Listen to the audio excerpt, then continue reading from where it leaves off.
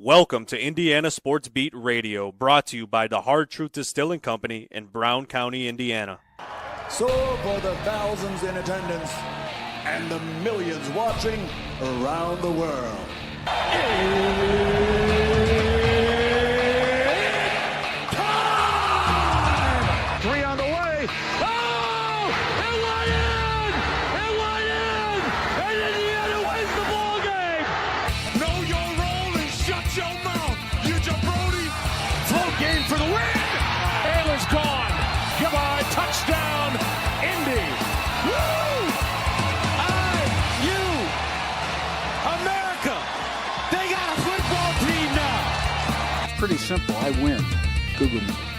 You know that I'm the cream of the crop. Now, from the Hard Truth Studios, here's Jim Coyle. Hello, sports fans. Welcome to another edition of Indiana Sports Beat Radio, coming to you here on this Wednesday. I hope your week is going well and you've climbed out of the snow by now. I noticed that there was just a little bit falling a minute ago, but that was just decorative snow. But welcome aboard to the Hard Truth Distilling Company studios. Looking forward to another fun day. Coach Shannon Griffiths is going to join us today and tomorrow. Dylan Sin was not able to be with us today, but Cal Neddenriep also on the program.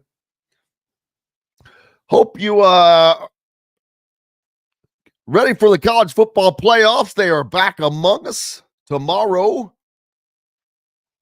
And college basketball is well underway, as is tampering with players. By that, I mean Quinn Ewers of Texas reportedly has a $6 million NIL offer, mysterious, from someplace other than Texas. The $6 million if he comes back to college football and does not enter the draft, but transfers. That's a rumor, but it's a well-reported rumor. But that's straight up tampering. And that's against the rules. If there are very, very few rules left. We know that, but there are still some. If that is the case, who's doing what to do something about that? It's my question. Are they trying to police that? Are they doing everything they can to police that? Because there should be serious ramifications for that. I don't care who it is, because it could be your guy next. And it will be your guy next. But, tampering's been around for a long time. Don't get me wrong. But not at those numbers. I assure you. The price has gone up. Is the price right? Question mark? I don't know. Appreciate everybody joining us as always. Hope you're enjoying your day, no matter where you are, across the state or around the country, around the world for that matter. We're great peeps down on 97.7 ESPN, the Ref, always the right call in Evansville. Up in the region on the voice of the region, 12:30 a.m., 104.7 FM WJOB, and of course in Fort Wayne on Fort Wayne's only sports station, 1380 The Fan. Keep it locked right here. No need to go anywhere else. And make sure you support our sponsors if you're in the areas where they are. If you're in Southern Indiana, like in Sellersburg, our great peeps like Reynolds Family Dentistry. Keep that championship smile with Dr. J, or Bubba's 33 in Clarksville, right there off of I-65, amongst many others. How has your snow-filled week gone? Indiana back on the hardwood tonight, by the way. They take on USC in a game that should be not. This should just be a stretch your legs game for Indiana. Yeah, that's not always the case, but that is how it should be. USC not having a very good year, but you can't. Everyone in the conference can't be good. As a matter of fact, be glad that you're not in the SEC, because they're beating the living crap out of each other, and they are good. You know, we've talked yesterday. I talked about the fact that Tennessee has been sitting there at number 1, and they're not the best team in the country, that there was no doubt Auburn is the best team. Well, Auburn just has to hold on for one more week, and they will ascend to that number 1 spot, because Tennessee got the crap kicked out of them last night by Florida, who had just lost to Kentucky, who lost to Georgia last night, 69-82. It just tells you how wild it is there. Arizona with a win over ranked West Virginia. Iowa State gets a win. Mississippi State keeps on rolling. Man, they're flying under the radar, Mississippi State. You don't hear anything about them, but I think they've lost one game. Michigan. How about Michigan? Are you kidding me? Michigan goes to UCLA. 94-75. I'm telling you, Michigan is a player in the Big Ten championship. In Dusty May's first season. That's about all I need to say. I'll jump off that train. Appreciate everybody joining us on the Andy Moore Honda Hotline. We're going to hit our first break. Get Coach Griff in here. The CFP is not that far away. And I'm here for it tomorrow night, as a matter of fact. I think our first game back. We've got plenty more coming up. Glad to have you with us. We're back right after these messages. At Ben Davis Chevrolet and Ben Davis Ford in Auburn, we're your one-stop shop for all of your automotive needs. We have the area's best selection of over 300 vehicles, including new cars, trucks, vans, and SUVs. Plus a huge selection of pre-owned vehicles in stock. And if we don't have what you're looking for, we'll find it for you. We also have top-of-the-line service and parts, plus a collision repair center, and we're competitively priced on everything. For sales, service, collision, parts, and more, we do it all. Come see us today or visit us online at BenDavisChevrolet.com and BenDavisFord.com. Enjoy healthy, delicious meals at home without the hassle with the Fresh Fork. Chef-curated, ready-made meals delivered right to your doorstep. Proudly fueling IU athletes and now available to you with a menu that's always fresh and diverse, from hearty proteins to fresh salads. The Fresh Fork empowers you to make better food choices without compromising. Let the Fresh Fork help transform your lifestyle for a healthier way of living today at thefreshforkonline.com. Use promo code RADIO20 and get $20 off your first order. Country living is just a swing away. It can be hard to find the exact home that fits your family's needs, so there couldn't be a better time to build a new home with Property Shore Construction. Now building exclusively south of Bloomington within the Stonecrest Golf community. Choose from one of the gorgeous Stonecrest Signature Series house plans. We have several lots available with scenic views of the golf course. Contact Amy Rhoda with Revesco Real Estate for additional information. 812-583-0919 or go to mystonecrestliving.com. Ugly Grouper, located on beautiful Anna Maria in Florida, is the place to be, and not just because they have unforgettable meals, including locally sourced seafood. The Ugly Grouper has your favorite craft beers and cocktails, along with live music every day. The Ugly Grouper is family friendly, able to host private parties, and has the biggest grouper you've ever seen. The Ugly Grouper is the place to be on Anna Maria Island, Florida. Tell them Indiana Sports Beat sent you. Go to theuglygrouper.com for more information.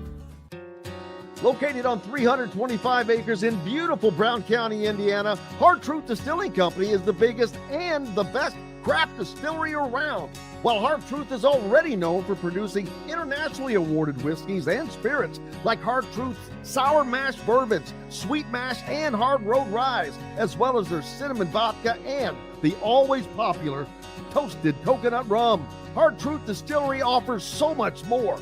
with a full-service restaurant, ATV, and distillery tours, as well as live music. You can spend an entire day at Hard Truth Distillery while making your entire family or group happy. And that's the hard truth. Hard Truth products are available across Indiana as well as many other states. So no matter where you shop, if they don't carry your favorite Hard Truth product, tell them you want the truth, the hard truth. Hard Truth Distilling Company encourages you to enjoy all of their products responsibly and to never drink and drive. Welcome back to the Hard Truth Distilling Company studios on this Wednesday, and Coach Shannon Griffith joining us. Dylan Sin could not make it today, so we appreciate you as always, brother. How's it going? I'm good. Just preparing to go for my next round of PT. All right, get it in there. Stretch that knee out, baby. Stretch it out. I tell you this much, man. I thought I would bounce back quicker. I don't think that happens when you're older. I was going to say, I got a news flash for you. Breaking news. You're old, brother. Yeah. In the world of healthcare recovery. Yeah. I had to chuckle yesterday because they put down one of those agility ladders. You know, they wanted to see me if I could, hop on a foot or something like that. I can't remember. But I'm thinking, there's no problem. This is easy, man. I'm an athlete, right? You were an athlete. I got embarrassed really quick. I told him, I said, you just crushed this image of me being an athlete. You were an athlete. That's right. Those days have sailed. They have. I'm afraid so, but I hated to admit it. She put me in my place yesterday. The college football playoffs are back upon us tomorrow night. Notre Dame and Penn State get after it in the Orange Bowl in Miami.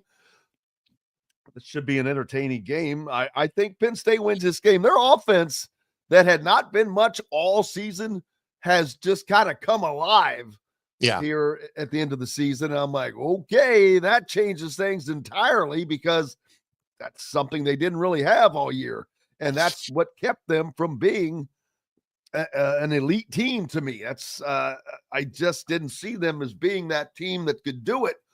Now that changes things when you have an offense, and they found one. But so is Ohio State. Ohio State's the same way. Will Howard was not that quarterback all season long. Then all of a sudden, boom, they come alive. So it's like, but people, that's why this is not an October team. Neither of these teams. This is the difference between a team in October and a team in December. I know it's January, but that's the difference. It's hugely different. These teams do get better. The difference between football and basketball is you're playing one game a week with buys. So sometimes you don't even have that. Yeah. Basketball, you're playing 2 games a week minimum every week. 8 games a month, maybe more, maybe 9. More than double. So you're getting double the reps, say, in basketball than you are football as a team. Yeah, well, Penn State, Notre Dame, that will be a good classic matchup. You're correct about Penn State on their offense. It started in the Big Ten championship game when they, gave everything they had to Oregon and almost beat them in that ball game. But I think the biggest thing that they were doing it in the earlier part of the year, I was saying they were like a lot of smoke and mirrors offensively. And what I mean by that, they lacked so many guys on the outside that really could go make plays that they had to find ways to utilize the tight end in different settings and giving him the opportunity to go make a play. And they've found that. They've kind of honed in on it. Ohio State right now, I think, is playing the best of any team in the playoffs. I just don't think it's even close. I just don't. I mean, if they continue to roll like they've been going here of late, I don't know who's going to beat them. I really don't. I mean, we're on the cusp of a Big Ten championship, national championship, which I think is pretty favorable of happening. But Notre Dame played their best game too, against Georgia. And the thing in that game against Georgia, though, that got a little bit lopsided is, Notre Dame got some key turnovers with great field position and capitalized on it. And that's what good teams do. I mean, but offensively, it wasn't like they were driving it down their throat too much during the game either. So that will be an interesting game between Penn State and Notre Dame. And it's going to depend on whether Notre Dame can move it against that Penn State defense. Absolutely. And it's amazing because it's not just you meant Ohio State is another team who their offense was not exactly destroying people throughout the season, but it has come alive. It has changed. It has become tough. Defense already tough. But Ohio State is at a disadvantage, baby. They have to go play Texas in Texas. Yeah, I know.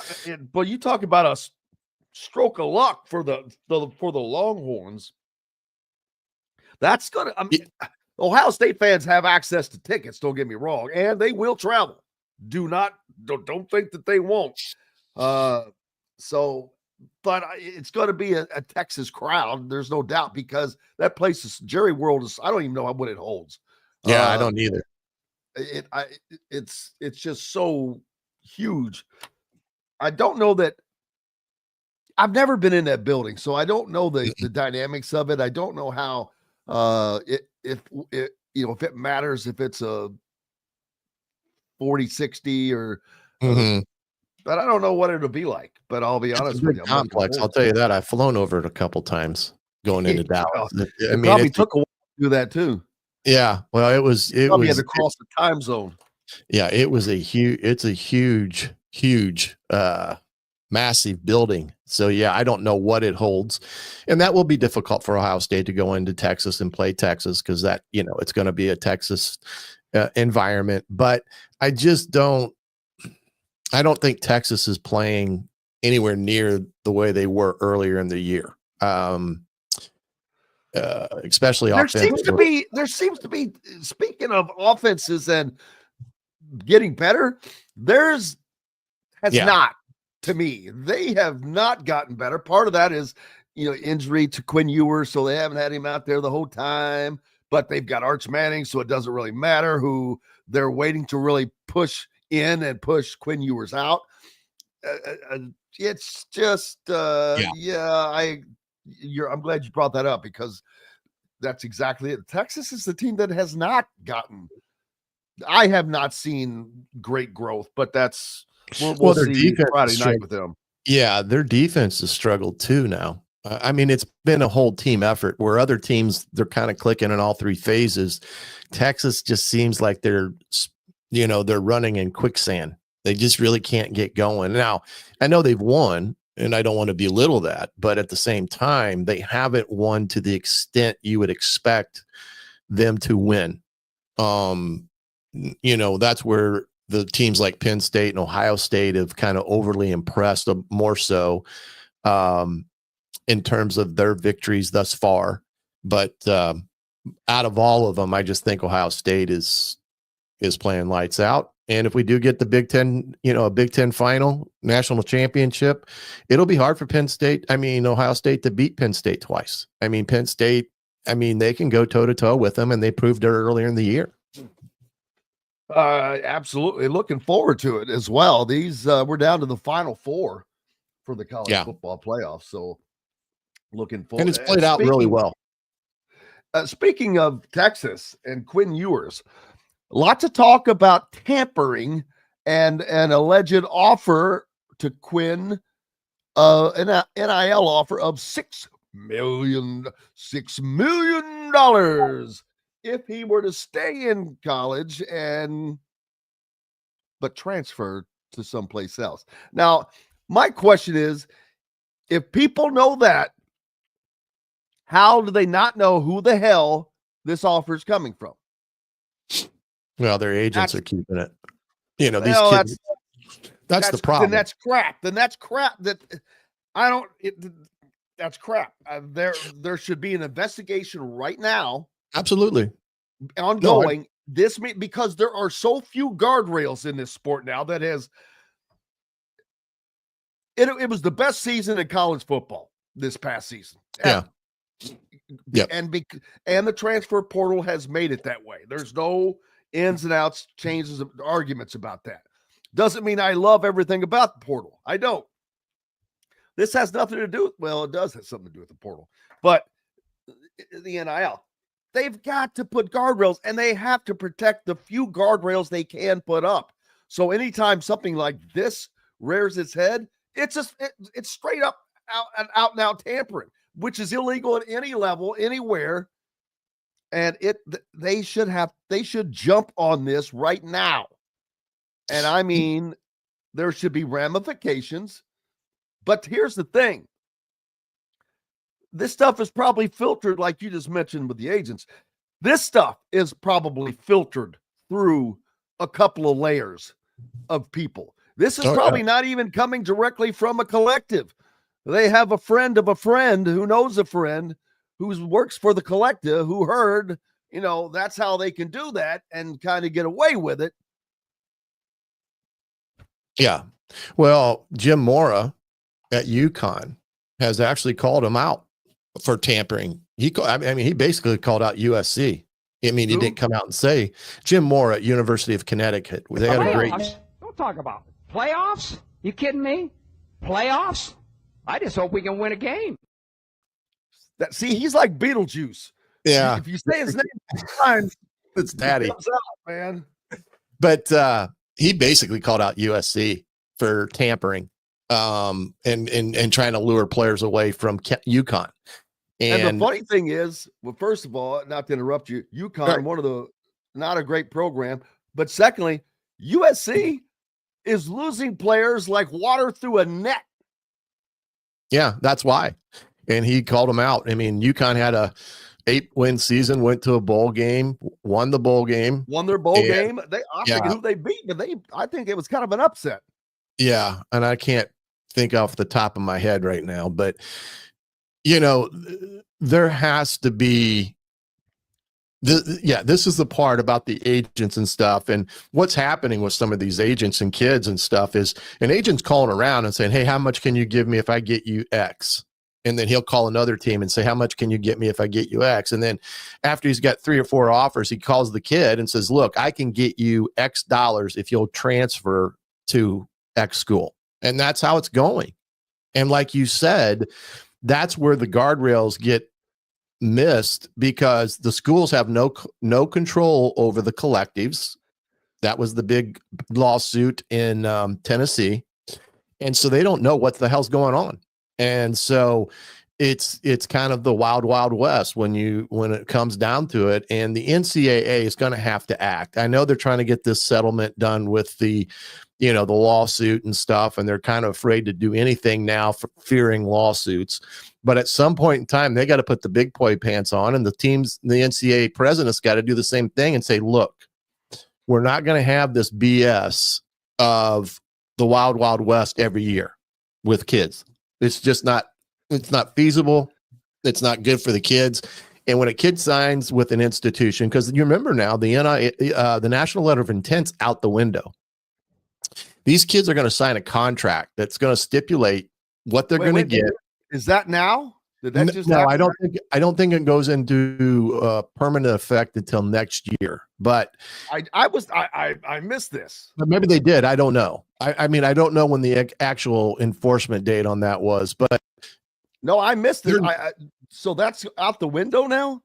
Yeah, there's not going to be any letter of intent anymore. It's going to be some type of a letter of employment type of deal because they're going to get. Whoa. That word right there you just used, not allowed, baby. You can't. They can't. They don't want you using that one because that's the big fight between determining these athletes, student athletes, being student athletes and not employees. Well, right, and I guess I used the wrong wording. Well, and I was just kidding when I know that, that. But I wanted the contract that's going to stipulate. I did not know about the NLI. I did not know it was going away. Yeah, they're getting rid of it. And so will there be anything binding an athlete and a commitment for what's that? They're going to sign a contract.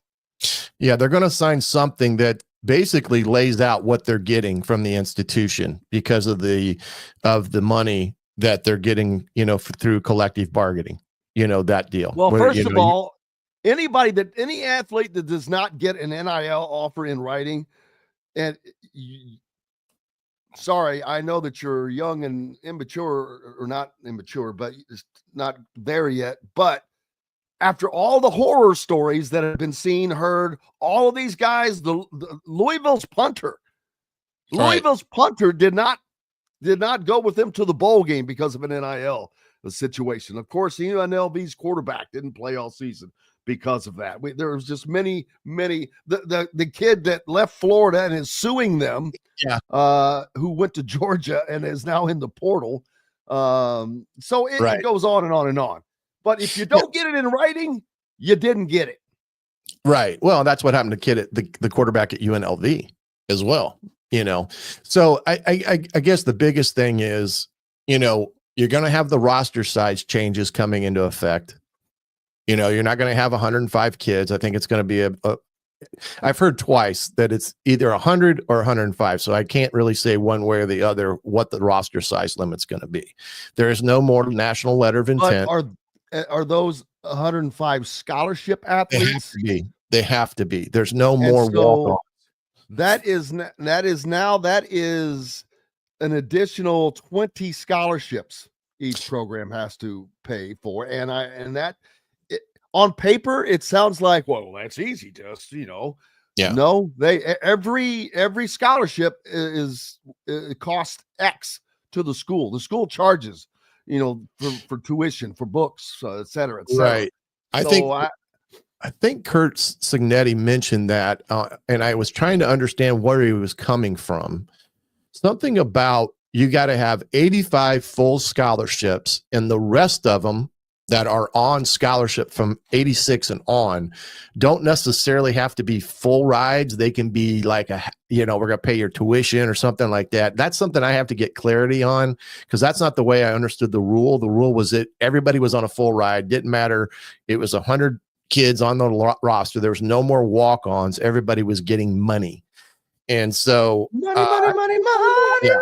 But to answer your question, there is going to be some binary contracts with this collective bargaining, that if they're going to pay a kid $200,000 a year to be at Indiana, there's going to be stipulations into that if the kid does something wrong, leaves early, whatever, he's going to forfeit money or pay money back. Well, that's the way it has to. I've said it all along. It has to be that. There has to be something that goes the other way. Otherwise, what?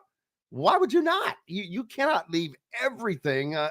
They have gone from, in essence, the poorhouse to the penthouse, and I'm talking about the student athletes. Yeah, the student athletes have all the power when it comes to this right now. But this is where I think it's going to eliminate a lot of this portal stuff every year, and have a little bit more control on how many kids are going into the portal that we've seen. I think it was crazy again this year. I mean, there was thousands and thousands of kids in the portal, and I'm not never going to change.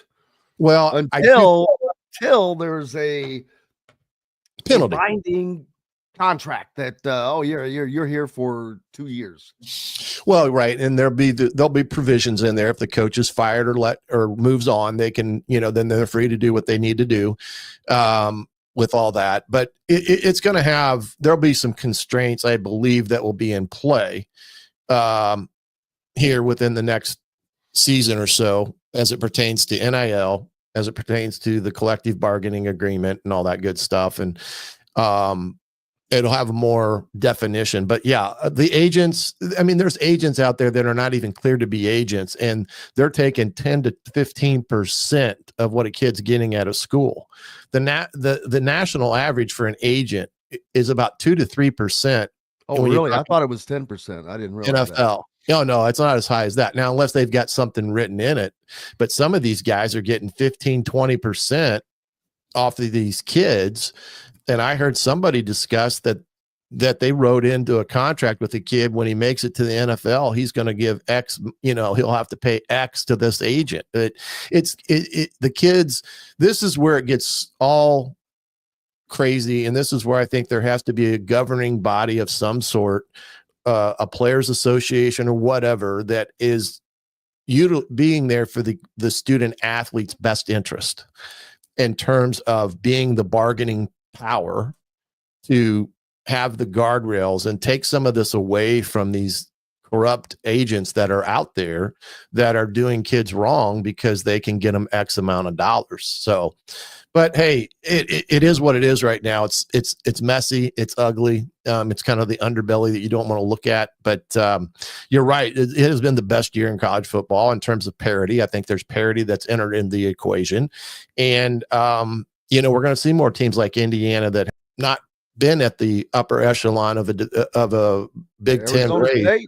Arizona State did it. You're going to start seeing these teams that have struggled to get over the hump to be able to. Oh, don't say that. You're not allowed to say that on here. Okay.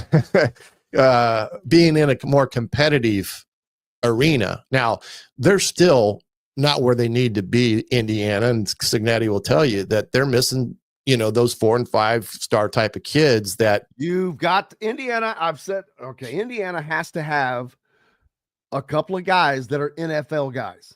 Right. And you have to have until they have 1 or 2 guys off of the offensive line that are heading or close to heading to the NFL, same with the defensive line, they're not going to reach that next level. And they're close. Yeah, I mean, right. Because some of these guys can become that. I'm not saying that because it's not something negative. It's just, that's a fact. Look at the teams that are in the Final Four right now.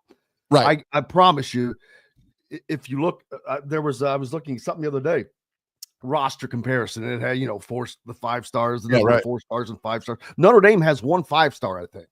1 5, but they've got a boatload of 4 stars, boatload. Huge difference. But that's exactly it. But they're doing a hell of a job. Indiana's doing a job with that. As a matter of fact, we'll talk about that in the next segment. All the things that they've added. But yeah, that I agree with you 1,000%. I love this comment. I lost it now, but Brian said this might be viewed as the golden era of NIL 10 years from now. It will be, because 10 years from now, there's no way they won't have a handle on this, because there's no way it can just go on like this, unfettered and unchecked. It will just run out of control. So yes, that's a very astute and apropos comment, Brian. I'm telling you. How about this one? In the NFL, they have to pay what they call a jock tax. And that is when you go into LA from Indianapolis, the Colts go play the Chargers, they have to pay state income tax on the dollars that they earn for that particular game, because their contract's based upon what they get paid per game. So they have to pay a tax to California and all these other places. Well, let me ask you this. Let's say in the course of your job, your business sends you to LA to work. I promise you're not paying taxes to California, are you? No, but I'm not. Why? Exactly. The next part of that equation's coming up. You don't have a contract for $100 million. Right. And they want a piece of that pie, baby. I don't know who was ever the first one to think of that. Very, very smart. Very smart. But I think it's crap. Oh, it is. It is total crap. It is. And I'm just waiting for that to hit the college football and basketball area, because these kids, now some of them are making, if you say Quinn Ewers is getting $6 million, California is going to want a piece of that $6 million when he plays, if he goes to California and plays. So that could be a thing. Oh yeah. Hey, you guys scheduled, you have 2 games. If you're in the Big Ten and you're on a team that said, hey, man, we've got UCLA and USC on our schedule. That's going to cost me $180,000 to play in that game. I'm not sure I want to go. Yeah, well, it's going to be interesting to see how that all gets handled, because the NFL is going to have a problem with it. The Players Association is going to have a problem with it if the college football players are not being taxed. They're going to say, look, that's an unethical. I mean, it's no different. and they're going to have an argument. So it'll be interesting to see what all happens here when it comes to with all the income tax, state income tax, and that's the other big sell. So like if I'm at Florida and I'm recruiting a kid Indiana's going against, and these kids have to pay state income tax. Well, Indiana has a state income tax. Well, guess what? Florida doesn't. So your dollar is going to go further at Florida than it is at Indiana. And that's going to become a factor in recruiting, especially for the states that don't have income tax. How many states do not have? I mean, I know. I think Texas. I know Texas. I think Texas. Tennessee, Florida, I know for sure. And I'm sure there are others out there, but that will become a factor in recruiting. Let me tell you, this is funny. It's going to get crazy. If you're a day late or whatever on state income taxes in state of Indiana, they're looking for that nickel, baby. Oh yeah, they're going to fine you. But these are all the things that I think. Going back to my original statement about there needs to be some type of a governing body for the players that is having. Well, they're trying to do that. Well, I know. There's one group that. I won't say. I mean, I'm a part of that's in Minnesota. That's a part of this conversation. Which one is that? It's a College Football Players Association. It's what it's called now. What's the guy's name that? Boy, you're killing me on that one. It's been a while since I've talked to him. I think that I've had him on the show before. You may have. He was a professor at Minnesota for a number of years, and Minnesota. He got out and started organizing this about 5 years ago. And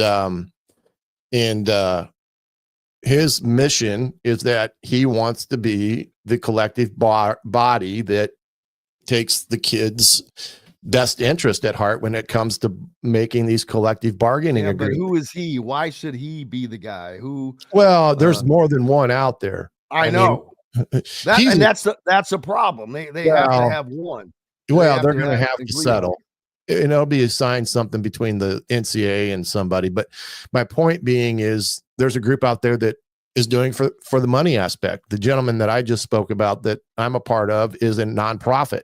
So, his deal, I mean, he puts it out there. I'm a nonprofit. I'm not trying to, be king of the hill. But what I'm saying is, and this is why with all the issues that we're not talking about is still the problem that has to be addressed. And state legislators are going to get involved. And, as soon as you get into the world of politics, things get messy. And that's why we are where we're at, because of politics. I mean, first world problems, baby. First world problems. Andrew's got big time problems. His snow shovel broke. And he had to, he was snowbound for 2 days after a mad search. No snow shovels left in B-Town stores. Well, guess what, Andrew? I've got 3 of them. You're welcome to one. We've got to take a break. Yeah. Coach Shannon Griffith is with us here on Indiana Sports Beat Radio, coming to you from the Hard Truth Distilling Company studios. We're back with more right after these messages. Located on 325 acres in beautiful Brown County, Indiana, Hard Truth Distilling Company is the biggest and the best craft distillery around. While Hard Truth is already known for producing internationally awarded whiskeys and spirits like Hard Truth Sour Mash Bourbons, Sweet Mash, and Hard Road Rye, as well as their cinnamon vodka and the always popular Toasted Coconut Rum. Hard Truth Distillery offers so much more.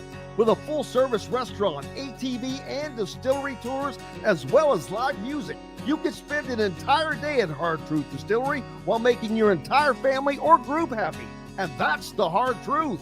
Hard Truth products are available across Indiana, as well as many other states. So no matter where you shop, if they don't carry your favorite Hard Truth product, tell them you want the truth, the Hard Truth.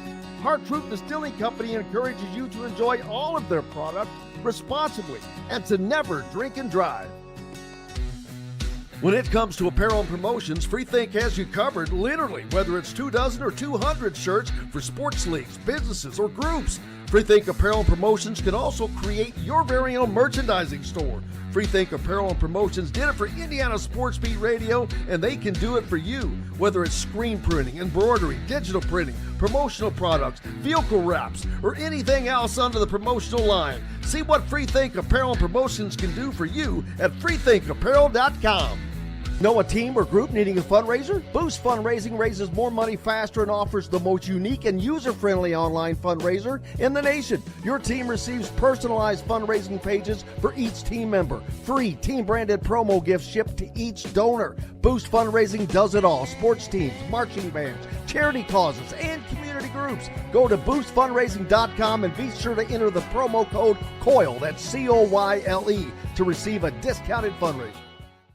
If you're looking for a home in the Indianapolis area, you need Cheryl Sizemore from RE/MAX Advanced Realty. Cheryl Sizemore has over 2 decades of experience, and that could be the difference in getting the home you want in today's tough housing market. Reach out to Cheryl Sizemore from RE/MAX Realty at cheryl@indyhomepros.com or 317-701-0838. 317-701-0838. Let Cheryl Sizemore help you find the home you want today. At Ben Davis Chevrolet and Ben Davis Ford in Auburn, we're your one-stop shop for all of your automotive needs. We have the area's best selection of over 300 vehicles, including new cars, trucks, vans, and SUVs. Plus a huge selection of pre-owned vehicles in stock. And if we don't have what you're looking for, we'll find it for you. We also have top-of-the-line service and parts, plus a collision repair center, and we're competitively priced on everything. For sales, service, collision, parts, and more, we do it all. Come see us today or visit us online at bendavischevrolet.com and bendavisford.com. Welcome back to the Hard Truth Distilling Company studios on this Wednesday, early January 8th. January 8th. My dad's birthday was yesterday. Brother's birthday's tomorrow. Sister's birthday is on the 13th. Her daughter's birthday is on the 15th. Oh, my. Busy month. You're going to have to get another job. I'm telling you. Lots going on in the transfer portal. We were just talking about that. Iowa, the latest benefactor of that, without as Iowa, their offense has sucked a lot. They're oh, daggone it. I'm drawing a blank on the daggone. I can see it. The coach is right in front of me, but I can't think of his name. Anyway. Yeah, him. That's why the OC at Iowa is Tim Lester. Now, after going through those terrible years in which they were so awful that the school required a what do you want to call it? A benchmark of achievement, which I think should be on all contracts. I call for this all the time. And this is exactly why Iowa put a benchmark on what's the head coach's name? I'm drawing up. Kurt Ferentz. What? Kurt Ferentz. Ferentz. Yeah. Kirk Ferentz's son was the OC. Brian, I think it was Brian, right? Yeah. He was not good at his job, and fans were not happy, yada, yada. But dad's not going to fire his son. But Iowa put a benchmark that he had to achieve per game, or he was going to get fired. And guess what? He did not achieve it and got fired. Their offense last year, much different, much better. Yeah. And guess what? Now, South Dakota State just won the FCS championship. Yeah, a year ago. This year they had North Dakota State was in it. They got beat by Montana. Oh, that's right. I was thinking South. Why is it that South Dakota, North Dakota State, South Dakota State, all four of them are prolific at the FCS football level? Yeah, I know. It's crazy. Four of them. I know. It's crazy. Not only that, Kalen DeBoer came from the NAIA school in South Dakota. Yep. What the hell is going on in South Dakota that they're so good at football? They're able to get kids there. I mean, who the hell wants to go to South Dakota? I don't know. When I was in the college, and I had a couple friends that were on the college rodeo team at North Dakota State, and they had to keep their trucks plugged in 24/7 just like to keep them 4 from months freezing out of the over. year. Yes. Yeah. And I'm like, I don't want anything to do with that. But anyway, I digress. Former South Dakota State quarterback Mark Gronowski has committed to Iowa. Yeah, he's a good one. He was the top remaining quarterback in ESPN's transfer portal rankings, the number 4 quarterback overall, I think right behind Fernando Mendoza. Yeah, he was 3. And so they're getting a great quarterback. The Big Ten's, getting better and better. Indiana goes to Iowa next year. Yeah. It's one of the reasons I bring that up. Indiana, and I was there the last time Indiana went to Iowa. Boy, coming in, chest all puffed out. We were all expecting some stuff. Yeah. Got beat down. Oh boy, it was ugly. It was ugly. And Iowa takes their football seriously. They're one of those places. It's like going to Nebraska. It is old time. It's just, buddy, they care about football. And it's a great experience. I highly recommend it to anyone that has the desire to travel. It's one of the places worth going to. But but Tim Lester did a great job. No Timmy. Came in from the NFL. Yeah. Well, Timmy was at Western Michigan as head coach, and then he played in the MAC when I was coaching. He was a quarterback at Western Michigan, a great quarterback when I was coaching. And I've known Timmy for quite a while, and he's a really good offensive-minded coach, and that's what he was able to do with Iowa. He brought he has that toughest mentality of running the football, making sure the run game is in a secure foundation, and then he knows how to throw the football. And I just think they're going to get better and better. And Phil Parker, who's the DC there, he's been there forever. He's had some of the best defenses not only in the Big Ten, but in the nation. So yeah, they're a team that also is on the cusp of coming back to the forefront of, the top half. So yeah, Indiana, I mean, they've really added the pieces that I think they've needed to. I did speak to Bryant, text messaging back and forth. I was a little surprised they brought Lewis Moore back, and he was excited to have him back. Well, just because they left, I'm sure Kurt gave him every opportunity to stay, and they decided to leave. And sometimes I'm surprised when those guys come back into the fold on why they're coming back and things like that. And they're excited to have, they wanted him to stay. They were, disappointed he decided to go, but the opportunity to go to, Mississippi was too good to turn down. And I'm reading between the lines there. That meant that they're going to pay him a lot of money to go to Mississippi. So just like Benson went to Colorado. But both those kids came back into the fold. But the Gandy kid, the corner they got from Pitt, he's a good cover corner. I do think they're solid there now at the cornerback position with D'Angelo and him. And then you got the Tyler Morris kid coming in from Michigan, who I think provides that breakaway speed that they need at the wide receiver spot. And I was the one, I'll get your take on this one. The one that really surprised me is the Grant Wilson kid from Old Dominion they brought in as a quarterback. And now he's a little bit like Curtis. He was hurt most of last year, didn't really play. He played a couple years ago, and his best game was against JMU a couple years ago. So, yeah. And I mean, the kid's big kid, 6'3", 205, 210 pounds, very active, very, good arm and stuff. So it'll be interesting that they brought that kid in, but now we know why. You had Taven Jackson leave, and now Tyler Cherry has this injury that is going to keep him out of spring and may not be able to go in the fall. So this is he's already registered. Did he already take a red shirt? He's eligible. He's eligible to have red shirted. I don't know that he has. Yeah. Well, they've got two types. They got the regular red shirt and a medical red shirt. Yeah. So I don't know what the extent of this young man's injury is, but it must have been bad enough that there was question marks on whether or not he'd be ready to go come fall. So now we know why they brought in Grant Wilson, because they needed the depth and Jacob Bell. Yeah, well, but don't forget, you have the, Indiana could pose a Cuban Missile Crisis to their opponents next year. That's right. We had the Maple Missile, and now we've got the Cuban Missile.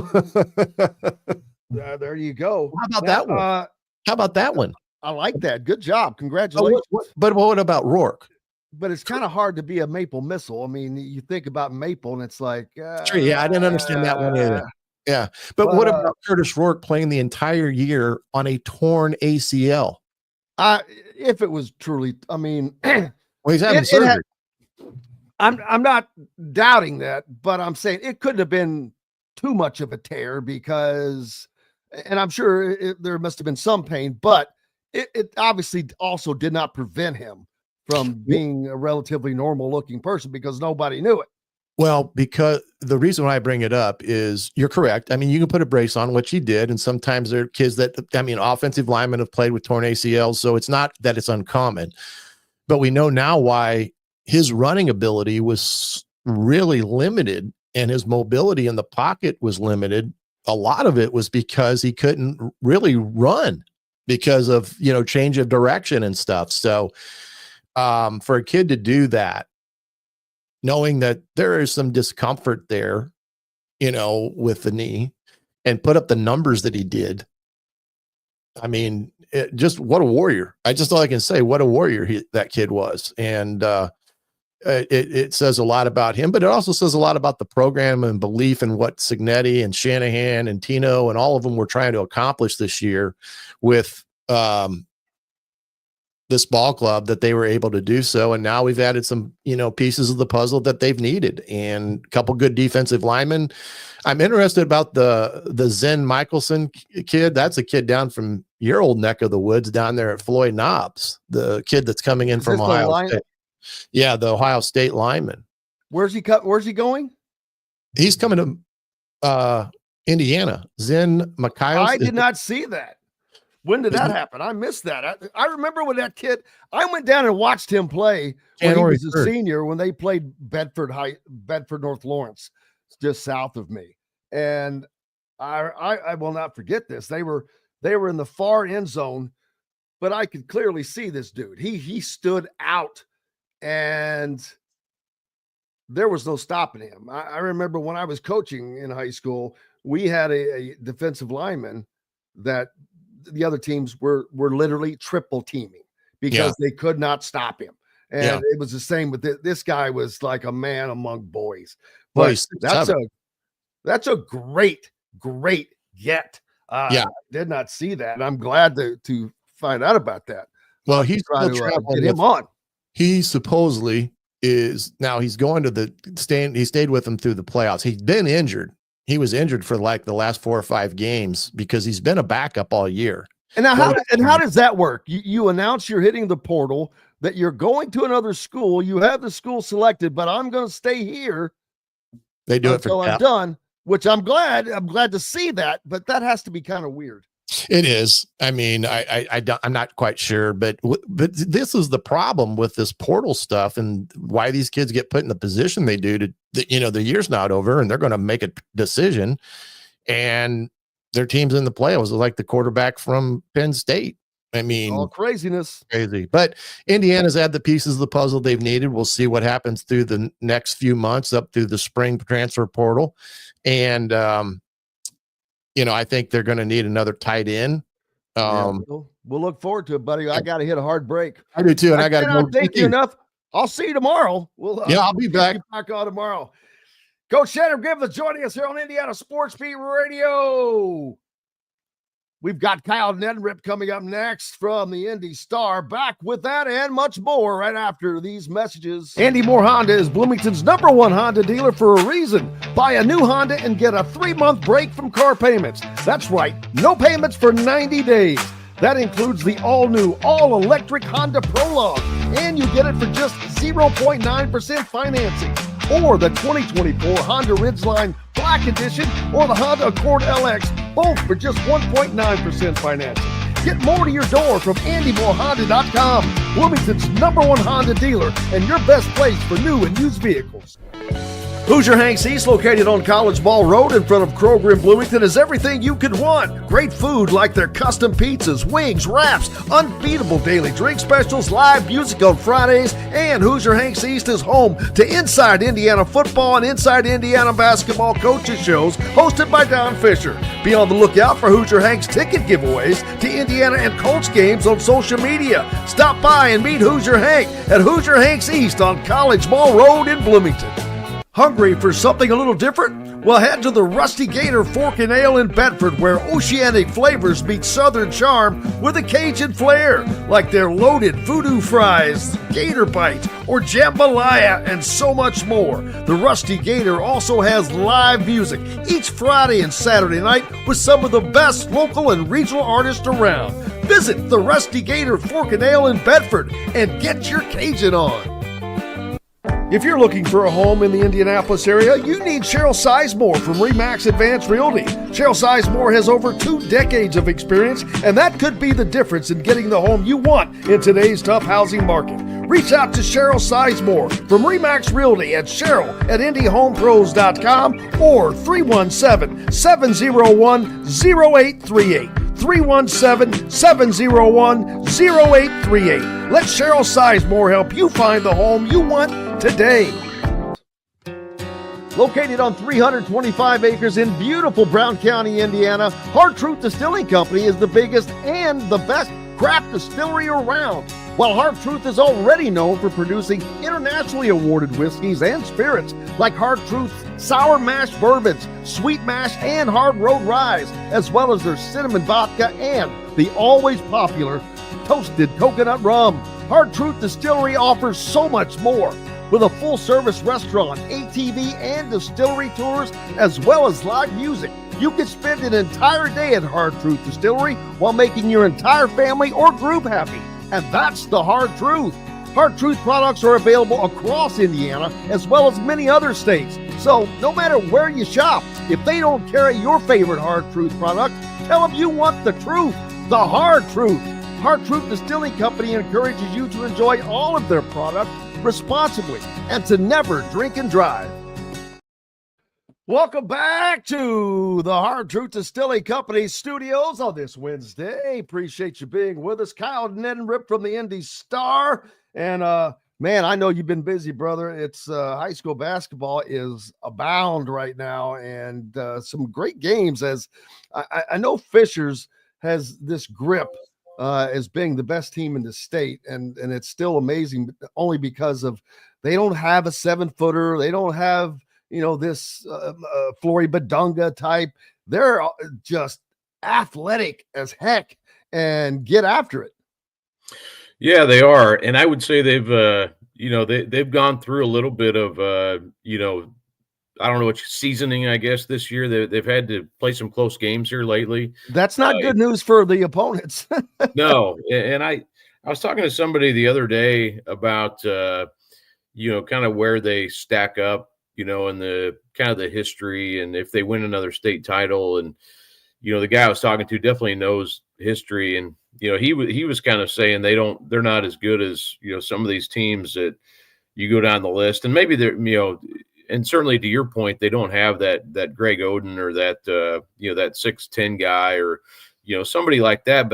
But I think there's other things that they do that are better than, some of the great teams I've seen. And I'm not saying they're the greatest team ever, but I do think they belong, especially if they do win another title, they belong in the conversation of some of those best teams. And, you look back to, what they've done the last 2 years and the teams that beat along the way, it kind of stands for itself. But, and we're only roughly halfway through the season. I'm not saying, I don't think they'll go undefeated. I think someone will get them eventually before the end of the season. That may be a good thing, kind of like it was last year for them losing to Carmel. I think that ended up helping them actually. But, the way they can get out and defend, and they honestly haven't even defended as well as they can here lately. but then they shoot the three. They are just such a good 3-point shooting team. And, anyone they put on the floor, all 5 guys can shoot it. Nathan Baker's basically their center at 6'6", but if you look at his stats, he's shooting like 50% from 3. So anyone they put out there is capable of scoring from the perimeter, and that's what makes him so hard to guard. And John Anthony Hall might only be 6'1" or 2, and he's going to Stanford to play football, but he plays like a 6'5" guy, the way he can get off the floor and rebound and follows. He had a phenomenal tip dunk the other day. So it's just they have really good pieces, really good guard play. Jason Gardner Jr. is taking his game to another level too. So all of those things kind of lead to them being number one. And all that said, I don't think they're like, no one can beat them in the tournament for sure. I think there are teams out there. This is a really good year. I mean, there are really good teams out there. This is a strong year for high school basketball at the 4A level. So don't think that it's impossible to beat them. I would pick them, right now to win the state, but I don't know that that's definitely not a foregone conclusion. Yeah, talk about depth. You've got a Jeffersonville team that's 6-5, but will be very dangerous when tournament time comes around because they had to deal with some early injuries to Trey Singleton and this and that. They have to be the best 6-5 team, more than without question in the state, but in a long time. Yeah.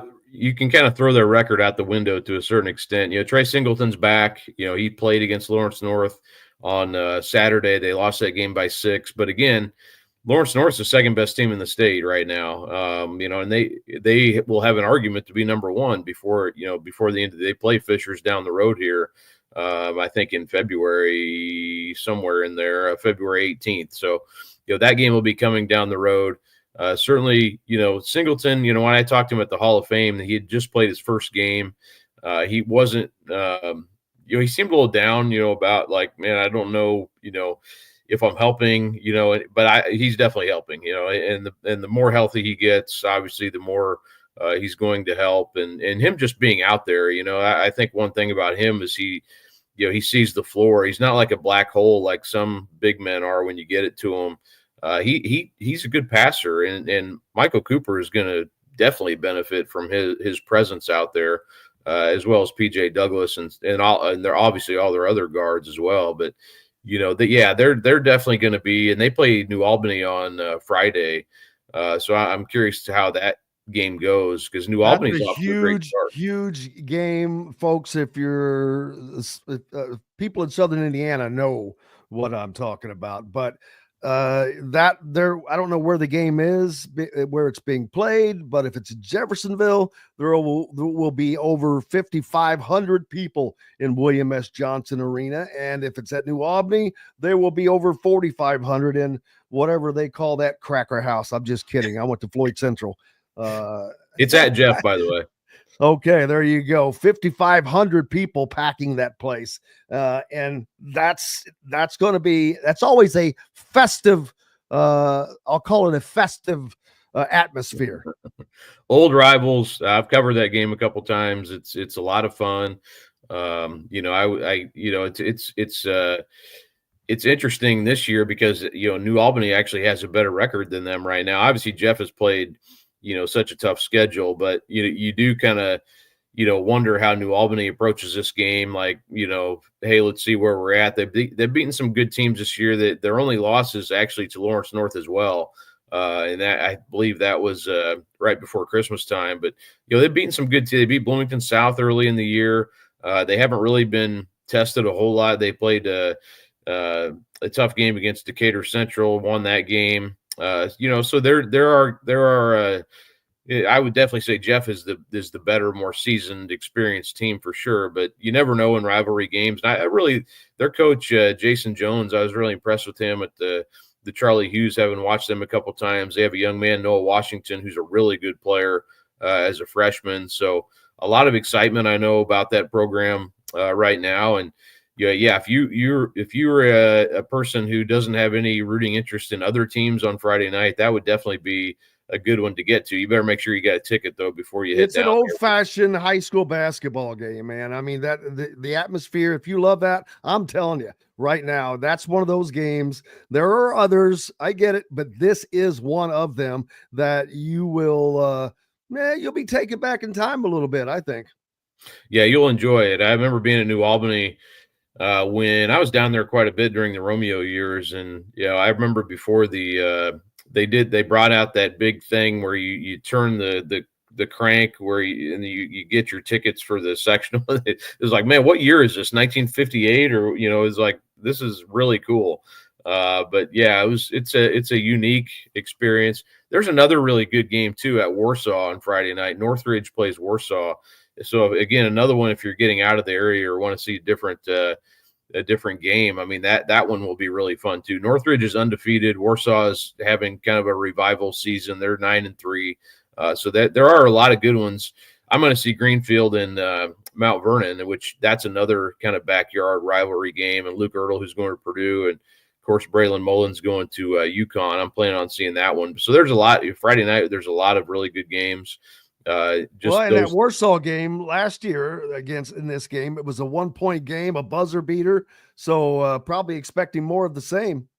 Yeah, it was. I remember seeing that on social media that night when that happened, and how crazy that was. But yeah, Warsaw is, as everybody knows, they're a school that when their teams are good, man, they show out. And it was fun. Their football team made the state finals this year, and they for the first time, and they brought the house to Lucas Oil Stadium for that as well. So definitely a community that gets behind its teams. And I know they lost to Fort Wayne Lures at the Bob Wettig, but then ended up winning 3 games there. And they're a team. They're very they run their stuff really well. Matt Moore used to coach at Fisher, so I got to know him a little bit when he was there, and has gone on to Warsaw and done really well there. So that'll be a team to watch down the road. And I think they're in the same sectional with Northridge as well. So that'll probably be a game you see again, about 7-8 weeks from now.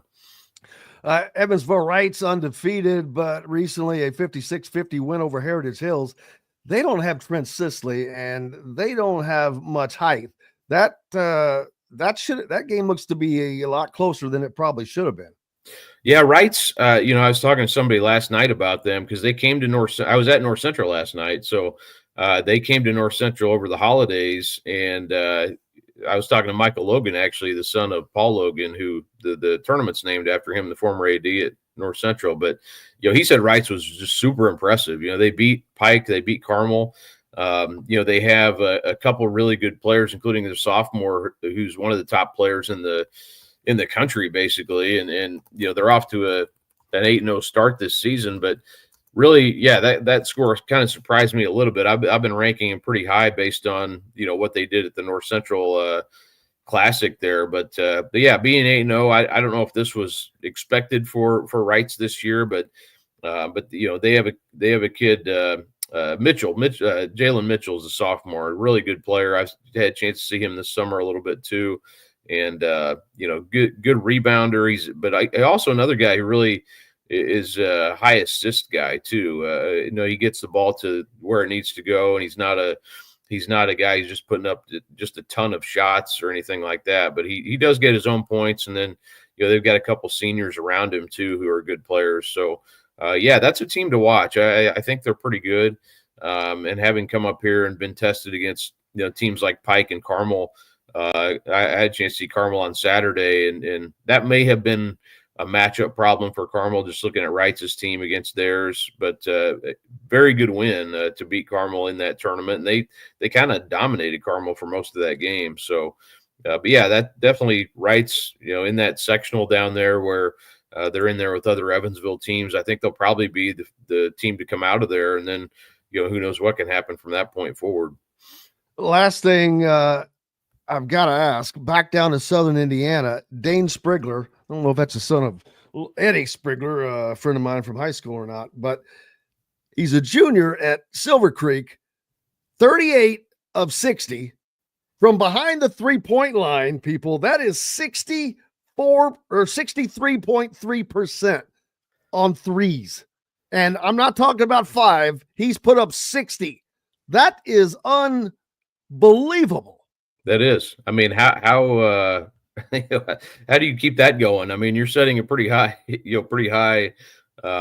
standard for yourself to be able to do what he's done so far. And their whole team has shot it well. I know that I had a chance to see them too this summer. Kaysen Dager is a junior who's another really good player for them. And, if you're looking for teams that team basically brings back almost everybody next year.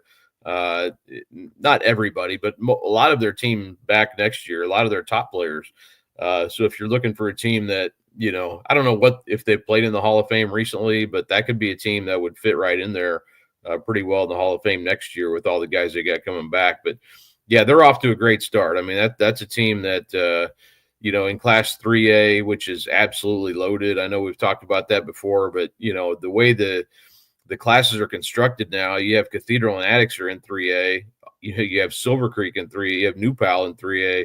All these teams that are, at one time were 4A have now bumped down. And you join a class that was really good anyway. South Bend St. Joe played for the title last year. They're in 3A with almost their whole team back from last year. Guerin Catholic, who's been an absolute juggernaut in 3A, they're in 3. So you have all these teams. It's just a loaded class. So it'll make it fun in the tournament. You're going to have some really good teams go out early. And even the teams up north, Fort Wayne Blackhawk is really good. South Bend Washington's really good. So there's just a ton of talent in that class. But yeah, Silver Creek is a team to watch for sure. And I need to go down there and have a shooting contest and see if I can knock him off because I think in my mind I shot about 70% from 3 in my career. So. Yeah, exactly. I can tell I'm usually like that as well. I want nothing to do with that. I want nothing to do with it. Kyle Neddenriep of the Indy Star. Make sure you're giving him a follow and keeping up with all things that are going on around the state of Indiana and the high school sports. Appreciate you, brother. You bet. Thanks, Jim. Up next, the man, Rick Bozich from WDRB.com joins us, and we'll get set straight once we return from the Hard Truth Distilling Company studios right after this break. Located on 325 acres in beautiful Brown County, Indiana, Hard Truth Distilling Company is the biggest and the best craft distillery around. While Hard Truth is already known for producing internationally awarded whiskeys and spirits like Hard Truth's sour mash bourbons, sweet mash, and hard road rye, as well as their cinnamon vodka and the always popular toasted coconut rum. Hard Truth Distillery offers so much more. With a full-service restaurant, ATV, and distillery tours, as well as live music, you can spend an entire day at Hard Truth Distillery while making your entire family or group happy. And that's the Hard Truth. Hard Truth products are available across Indiana as well as many other states. So no matter where you shop, if they don't carry your favorite Hard Truth product, tell them you want the truth, the Hard Truth. Hard Truth Distilling Company encourages you to enjoy all of their products responsibly and to never drink and drive. Country living is just a swing away.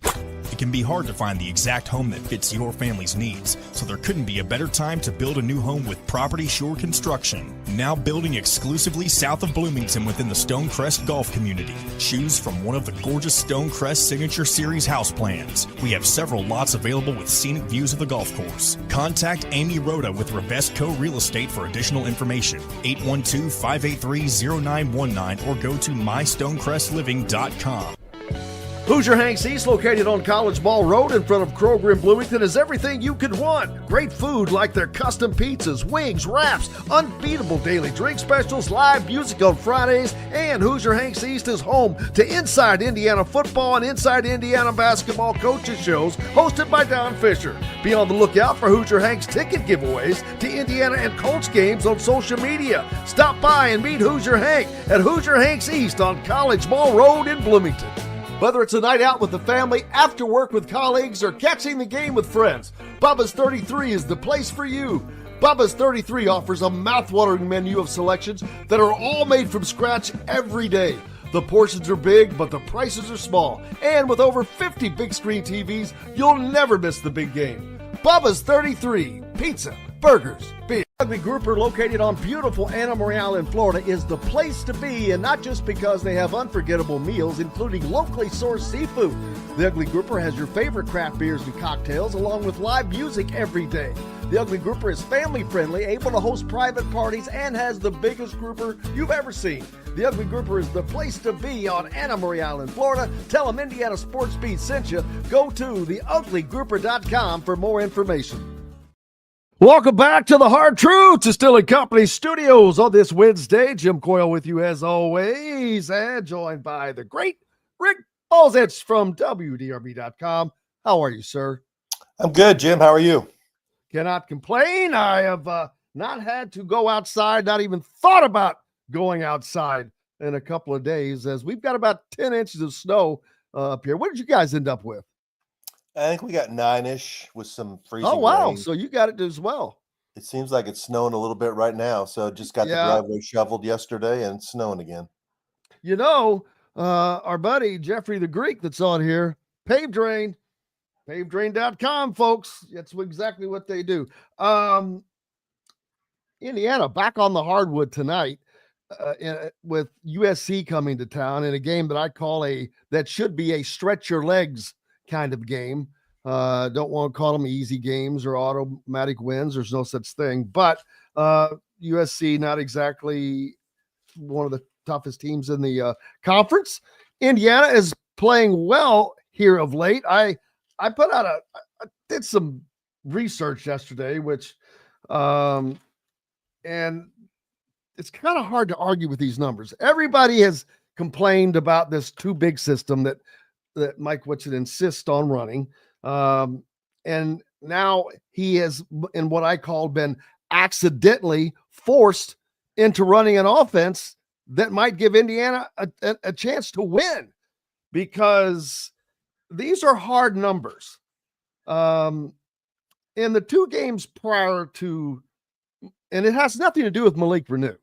It's not him. It's just you can't run. Malik Renew is what I call a tweener. He's not big enough, or he's not athletic enough, not quick enough, prone to foul trouble, and not a good enough shooter to effectively play the four. He's not big enough, tall enough to dominate the middle like someone like Ballo can. And so he doesn't really have a solid spot. He's a good player. Again, don't get me wrong. But when Indiana had one big prior to him getting hurt, the immediate two games, they were 6 of 40 from three for a whopping 15%.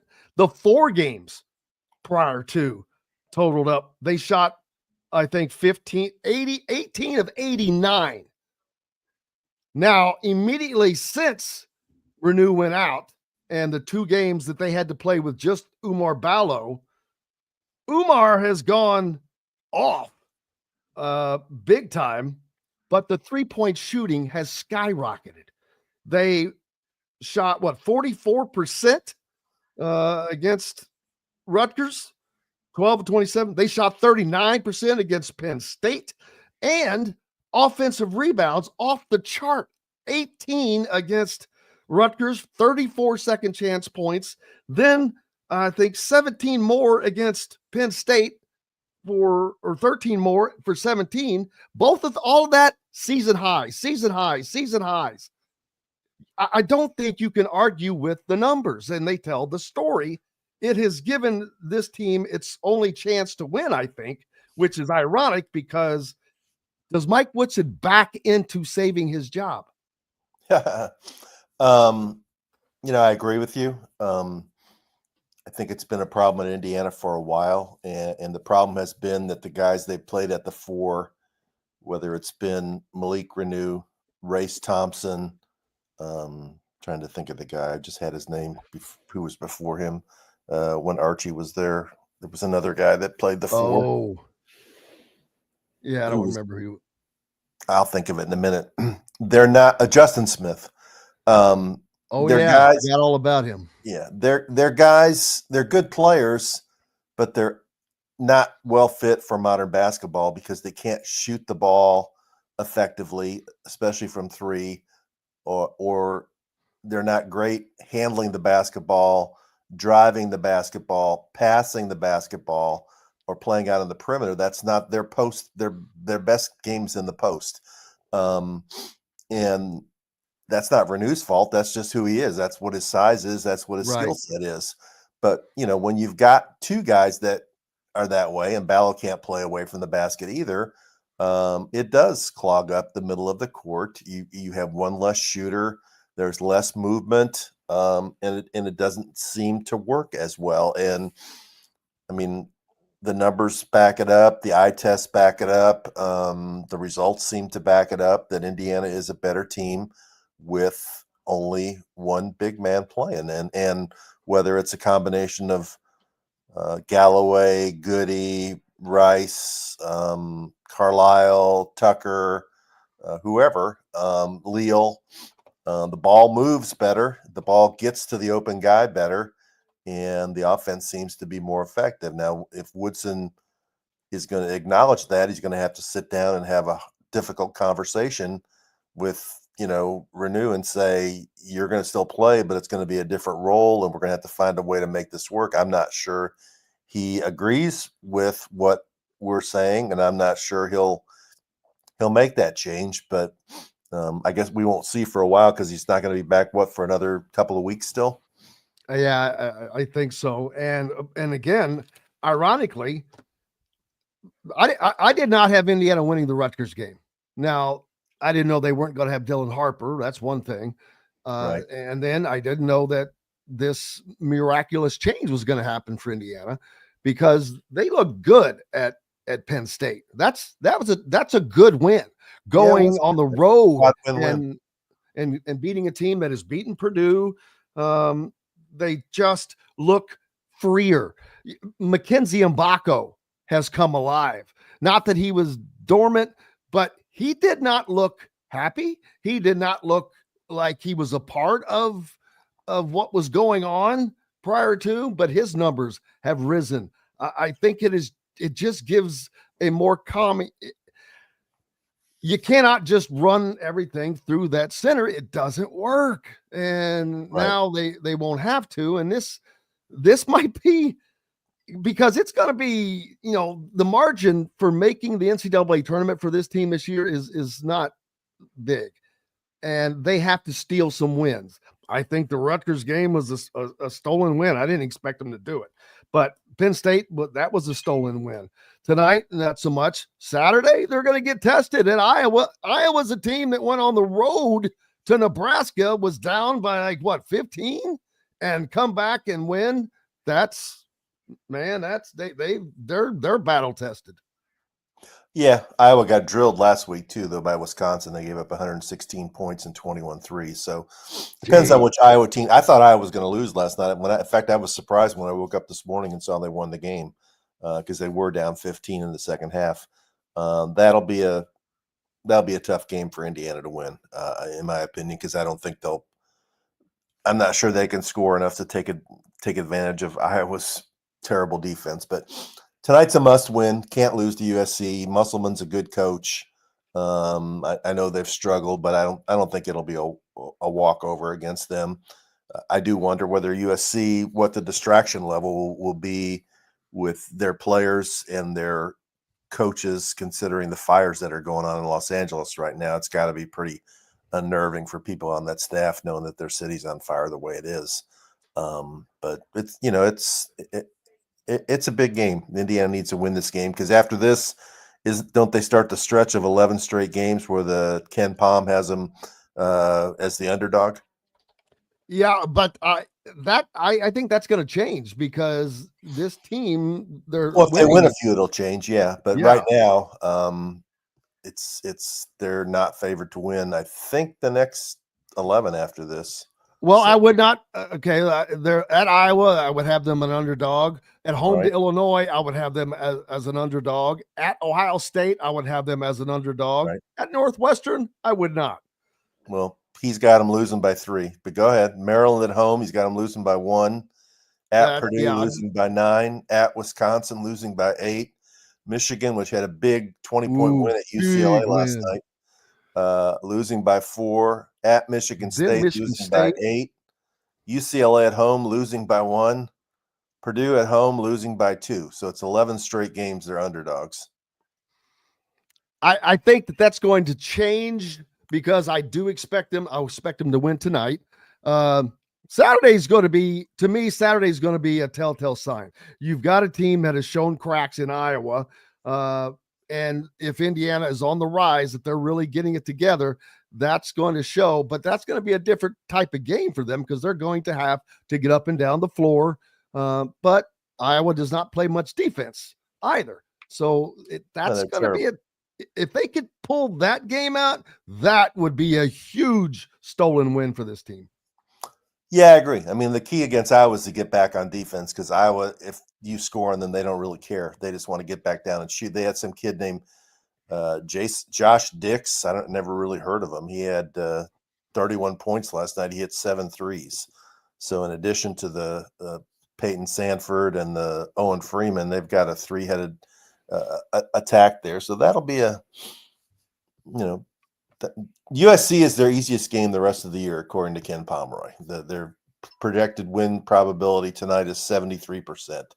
So you need to win this one. They don't have another game when they even have a 60% projected win probability the rest of the way. So they got a lot of tough road games. They got at Ohio State, at Purdue, at Michigan State, at Oregon.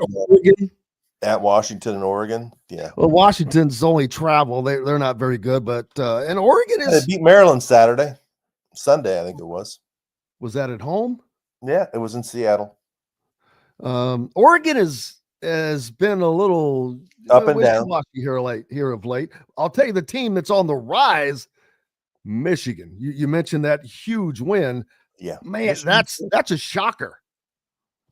Michigan is good. They just went on to Los Angeles and beat USC and UCLA back to back. So they took care How of pissed off is that going to make Indiana fans? Is this if Michigan becomes, and they already are, a player in the Big Ten race, but they're one of the 4 teams that I see as a legitimate contender to win the title. Illinois up there with UCLA, but UCLA's lost twice already. I think the 3 teams to beat are Michigan, Michigan State, and Illinois. Those are the 3 teams to beat. Yep. And then it's probably a little drop down to Purdue after that, and maybe Wisconsin.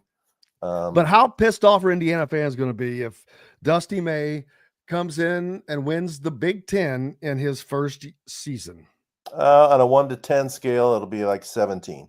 Yes, that's exactly, and with good reason. But that ship has sailed. Congratulations to them. But it shows you how it should be, in my opinion. It's no longer rocket science. It's no longer a 3 or 4 year build up. And that's what makes it so utterly mind-boggling for fans. Look what's happening in this town. I mean, Louisville, Louisville just landed Mikal Brown. Right. And Louisville, in a 7-day stretch, Louisville beat North Carolina at home by double figures. Then they went to Virginia and won for the first time since 1990. Wow. And then last night they beat Clemson, which was the preseason pick to finish 3rd or 4th in the ACC, and beat them by 10. So Duke's first in the ACC, and Louisville's tied for 2nd with Clemson. They had to bounce back too. They were playing well. Then they had, was it injuries that kind of hit them? Not sure. Yeah, they've got 2 guys who are being the top 9 rotation who are out for the year, the Cason Pryor and Corin Johnson, but they've won 5 in a row now for the first time since I think 2021. The guy down the road from you, they're not doing too bad either. Mark Pope in his first season in Lexington at Kentucky. Man, yeah, they're having a good year. They found out though that life in the SEC is tough. Last night they went on the road. They lost to Georgia, and the most remarkable score of the year was the Tennessee score last night. Oh, they got blistered, but I mean, Florida's not exactly a Joe Schmo. They did just lose to They Kentucky, lost by but 30. They lost by 30. To Kentucky? Who? Florida. Florida lost to Kentucky by 6, but Tennessee lost to Florida by 30 last night. Oh, yeah. But Tennessee was a paper number one. I think everybody knew that. And I talked yesterday with Mike Corsi about this. Why, when anybody that has an AP vote had to know that Auburn was the best team in the country. Why is Auburn not voted the best team in the country? I don't care that Tennessee happened to be in line when whomever was in front of them lost. That's stupid. That's just like, okay, it's your turn. Bull crap. The number one team was Auburn. And so that was a joke, in my opinion. I mean, Tennessee has a lot of good wins, though. They beat Baylor. They beat Illinois. But did you think that who was better before the loss, Tennessee or Auburn? I've been voting Auburn Tennessee number one. So I'm one of the guys who disagree. Why over Auburn? I'm just, and I'm not picking on you. Obviously. I guess the problem is you're the only voter I have right here now. Auburn lost a game to Duke, but if you look at their scores, they blew out Memphis, they blew out Ohio State, they blew out Purdue. They've got a lot of quality wins. They beat Houston. They've got a lot of quality wins. They'll be number one next week because they're going to beat South Carolina on Saturday, and they only beat Texas by 5 last night on the road, though. So it's going to be a year where I think every team in the country is going to finish the season with 3 or 4 losses at least. That'll be the minimum. Oh yeah, I mean the Big Ten is probably going to be 6. Could be. You got to steal one, like you said. Indiana stole. That, but I say they stole the Penn State game. You can't lose your home games. You got to steal a few on the road. Exactly, and if you lose any home game, you lose. That has to be made up on the road, and you're already at a disadvantage because there's only a few wins that you are expected to be able to get on the road. I mean, they may think that they're going to, but the reality is no one's expecting, say, Indiana to go to Purdue and win, to go to Maryland and win. Not to say that can't happen or won't happen, but that's not the expectation. So you have to plan accordingly. But yeah, they're going to have to find a place. And I'm looking at Saturday as a kind of a litmus test. Well, the other challenge Indiana faces is their non-conference schedule was so lackluster that they get nothing out of it. I mean, they beat South Carolina. South Carolina is probably the worst team in the SEC. Yep. They beat Providence. Providence is, their second division of the Big East. They don't have any quality non-conference wins.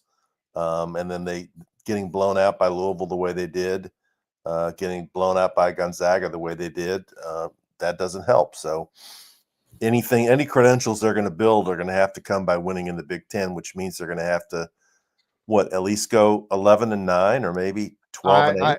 I think that they have to have a winning. You can probably get away with a 500 Big Ten record this season, maybe. Definitely nothing below that. If you do, though, you're going to have to win a game or two in the Big Ten tournament. Oh, absolutely. And you will be a first-day competitor. So right. Is that in Indianapolis this year? Yes, fortunately enough. Indiana is just, I don't, like I said, I've kind of resisted getting into that fray all season because it was pointless. I was just going to let the season play out. But after, looking at those numbers that I poured through yesterday, went back and I'm like, dude, if the adjustments are not made accordingly to match this, then that tells me it's just an absolute out and out refusal to try to do any and everything you can to put your team in a position to win. There's no disputing this. Now, can it be an anomaly? Of course it could be, but I would go the other direction and say, and again, it's not going to have an option right now. So if this continues to happen, what happens when Renew comes back? That's the $64,000 question.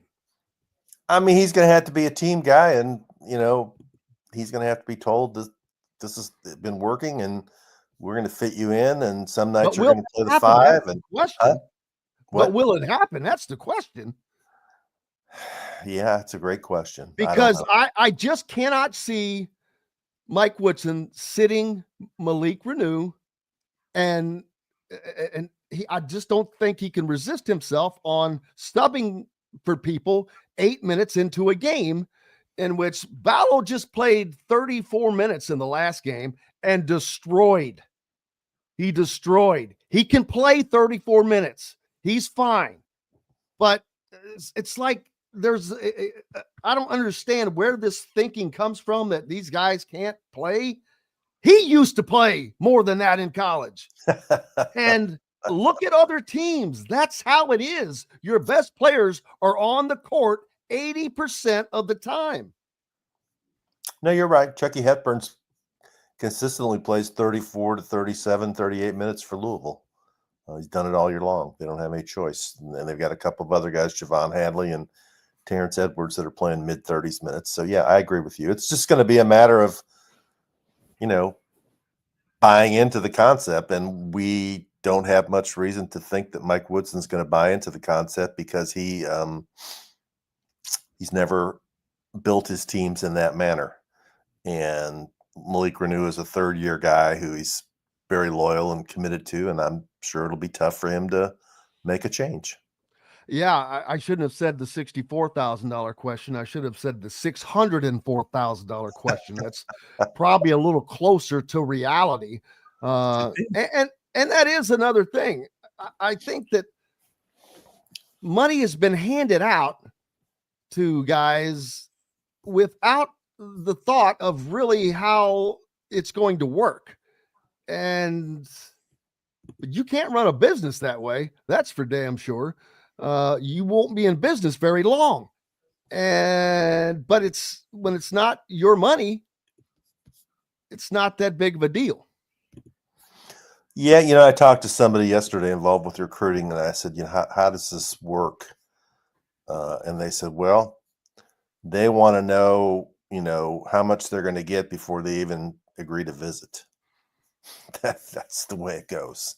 And then it goes from there. I said, well, then if they tell you how much some other school's offering them, how do you know it's true? They're not inflating it or whatever. It says you don't. You just kind of figure out what your budget is and how much you're willing to go for the guy. But that's where we're at right now.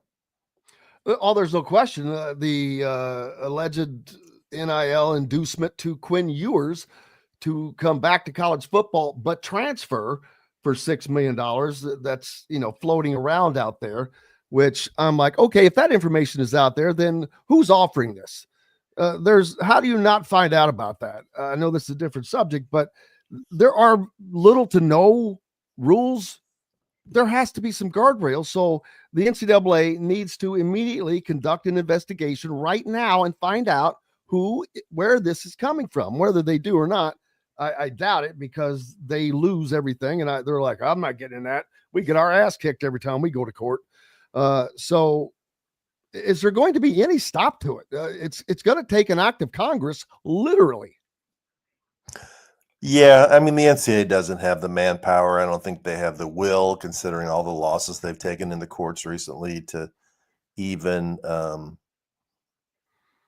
get involved in that. I really don't. Absolutely. The great Rick Bozich from WDRB.com is with us. We've got to take one more break. Hope you're having a great day and enjoying yourselves. We're back with more at the Hard Truth Distilling Company studios. On the other side, Andy Moore Honda is Bloomington's #1 Honda dealer for a reason. Buy a new Honda and get a 3-month break from car payments. That's right, no payments for 90 days. That includes the all-new, all-electric Honda Prologue, and you get it for just 0.9% financing. Or the 2024 Honda Ridgeline Black Edition or the Honda Accord LX, both for just 1.9% financing. Get more to your door from AndyMooreHonda.com, Bloomington's #1 Honda dealer and your best place for new and used vehicles. When it comes to apparel and promotions, Freethink has you covered, literally, whether it's 24 or 200 shirts for sports leagues, businesses, or groups. Freethink Apparel and Promotions can also create your very own merchandising store. Freethink Apparel and Promotions did it for Indiana Sports Beat Radio, and they can do it for you. Whether it's screen printing, embroidery, digital printing, promotional products, vehicle wraps, or anything else under the promotional line. See what Freethink Apparel and Promotions can do for you at freethinkapparel.com. Enjoy healthy, delicious meals at home without the hassle with the Fresh Fork. Chef-curated, ready-made meals delivered right to your doorstep. Proudly fueling IU athletes and now available to you with a menu that's always fresh and diverse, from hearty proteins to fresh salads. The Fresh Fork empowers you to make better food choices without compromising. Let the Fresh Fork help transform your lifestyle for a healthier way of living today at thefreshforkonline.com. Use promo code RADIO20 and get $20 off of your first order. Hungry for something a little different? Well, head to the Rusty Gator Fork and Ale in Bedford, where oceanic flavors meet southern charm with a Cajun flair, like their loaded voodoo fries, gator bites, or jambalaya, and so much more. The Rusty Gator also has live music each Friday and Saturday night with some of the best local and regional artists around. Visit the Rusty Gator Fork and Ale in Bedford and get your Cajun on. Located on 325 acres in beautiful Brown County, Indiana, Hard Truth Distilling Company is the biggest and the best craft distillery around. While Hard Truth is already known for producing internationally awarded whiskeys and spirits like Hard Truth's sour mash bourbons, sweet mash, and hard road ryes, as well as their cinnamon vodka and the always popular toasted coconut rum. Hard Truth Distillery offers so much more. With a full-service restaurant, ATV, and distillery tours, as well as live music, you can spend an entire day at Hard Truth Distillery while making your entire family or group happy. And that's the Hard Truth. Hard Truth products are available across Indiana, as well as many other states. So no matter where you shop, if they don't carry your favorite Hard Truth product, tell them you want the truth, the Hard Truth. Hard Truth Distilling Company encourages you to enjoy all of their products responsibly and to never drink and drive.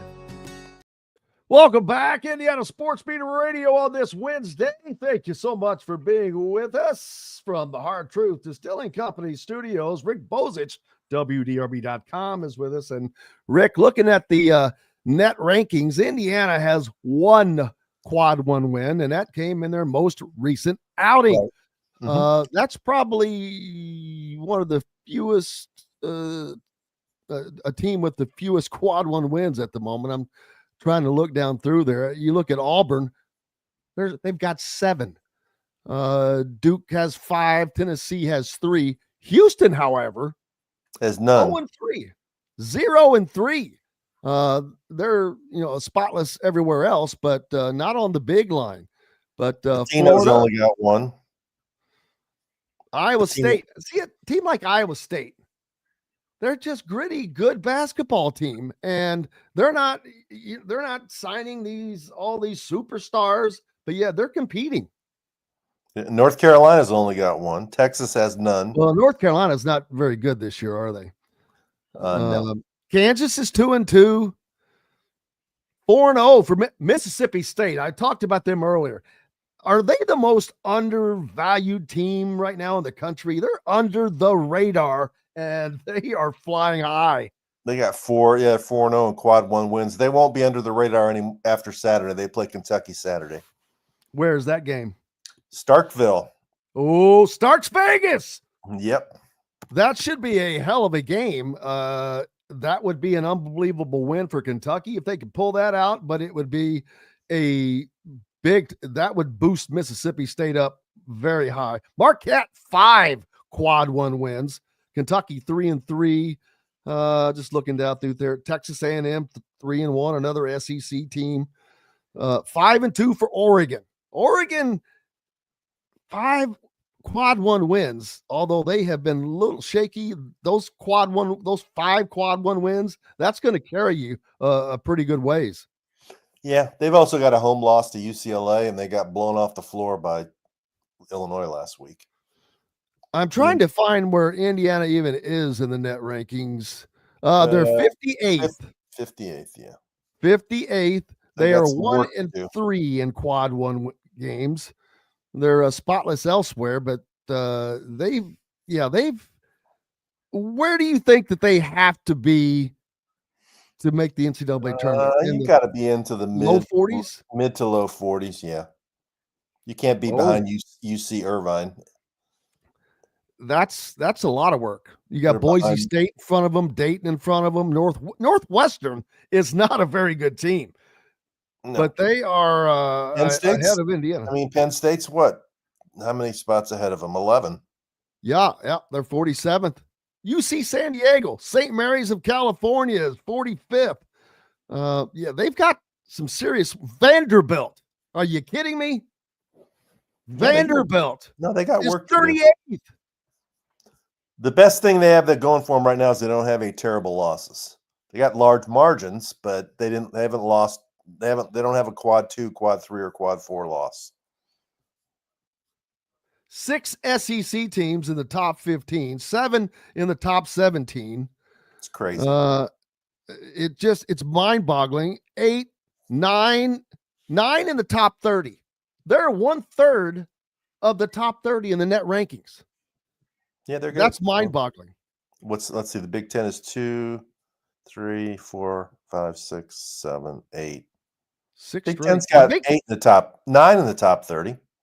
Yeah, and they're 21 through 26.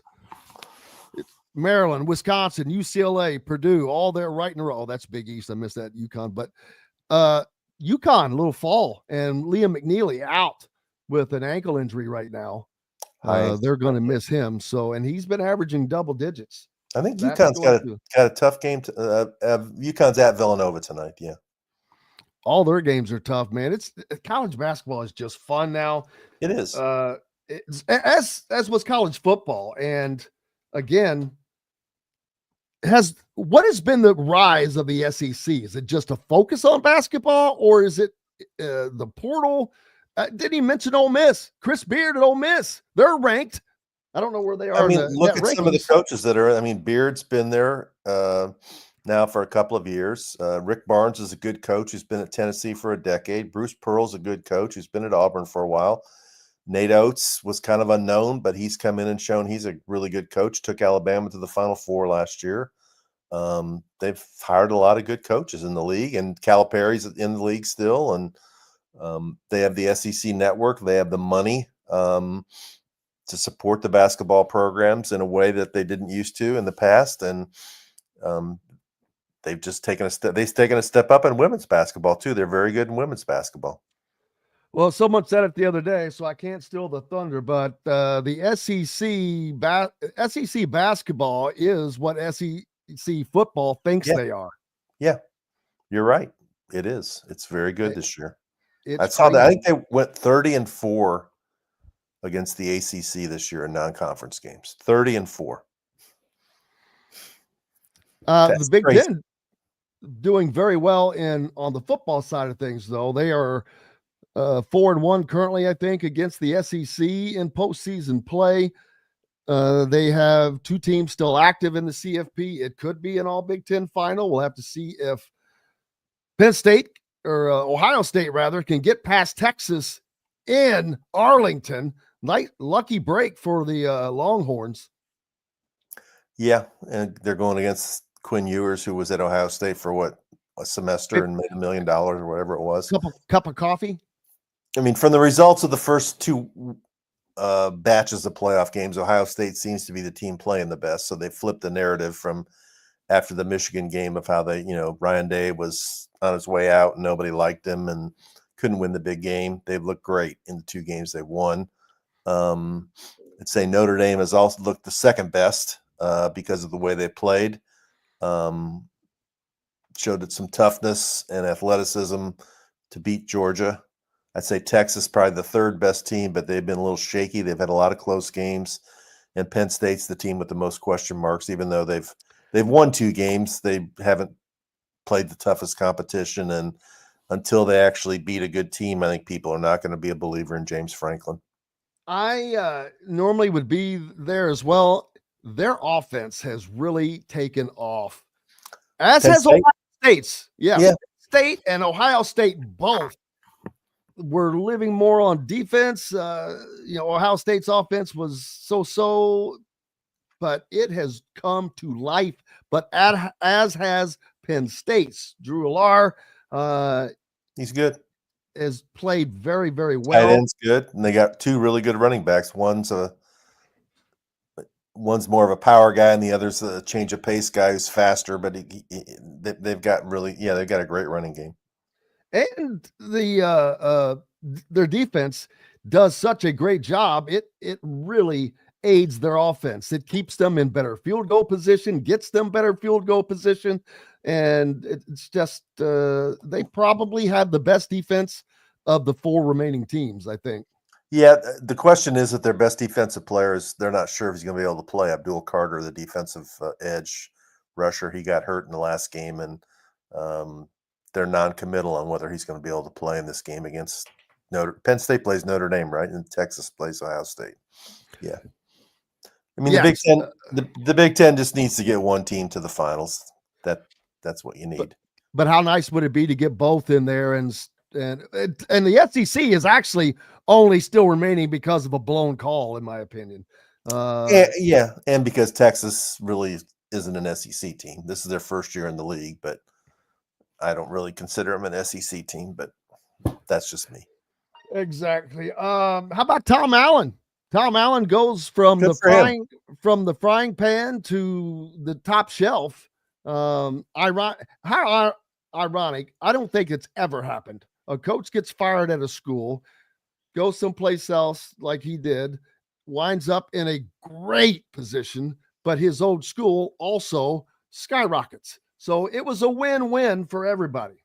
Yeah, it definitely was. And people at Indiana respected and liked Tom Allen for the things he did for the program. He helped Kevin Wilson, I think, got it started with Fred Glass in terms of upgrading the facilities and the commitment to football. And Tom Allen kept it going. And then, Scott Dolson and Kurt Signetti took it to the next step. But Tom Allen did a lot of good things at IU. And his biggest downfall was when he lost some of his top coordinators. The people he hired to replace him weren't at the same level, and they lost a lot of momentum. But every time you watch Mike Penix play in the NFL games the last few weeks, you thought that was the guy we saw at Indiana when he had blocking and he was healthy.